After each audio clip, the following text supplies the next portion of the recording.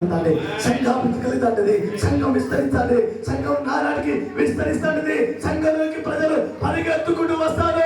ఆదిమ సంఘంలో ఫస్ట్ 3,000 మంది, తర్వాత 5,000 మంది, తర్వాత లెక్కకు మించని కార్యాలు దేవుడు చేశారు. అంతకంటే గొప్పది వాళ్ళు లెక్కలేని.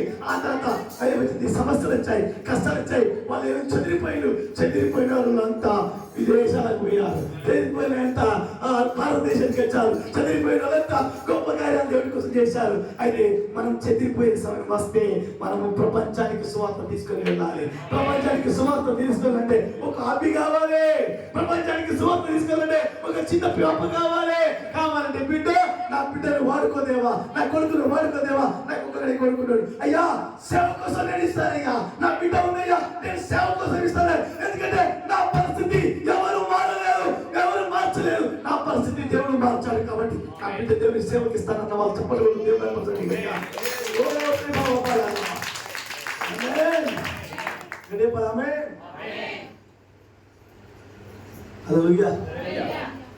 ఆదిమ సంఘము మొదటిగా 3,000 మంది వచ్చింది, తర్వాత 3,000 మంది, 5,000 మంది అయ్యారు.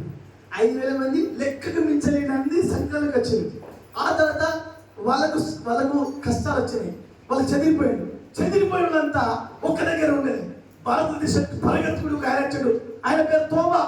ఆయన స్థితి మారిపోయింది, అక్కడ ఆయన స్థితి ఇక్కడ మార్చడానికి వచ్చాడు. ఈ సురేందర్ పరిస్థితి మారిపోయింది కాబట్టి పచ్చనిపేటకి దేవుడు వచ్చాడు. సాంసన్ స్థితి మారిపోయింది కానీ జనగం తీసుకొచ్చాడు. సాంసన్ స్థితి మారిపోయింది కాబట్టి పచ్చనిపేట తీసుకొచ్చాడు. ఎందుకంటే స్థితిని మార్చే దేవుడు. హల్లెలూయా. మా తమ్ముడి గురించి చెప్తుంటే పరిచయం. మా తమ్ముడు వీళ్ళు పెద్ద చర్చి కట్టుకున్నాం.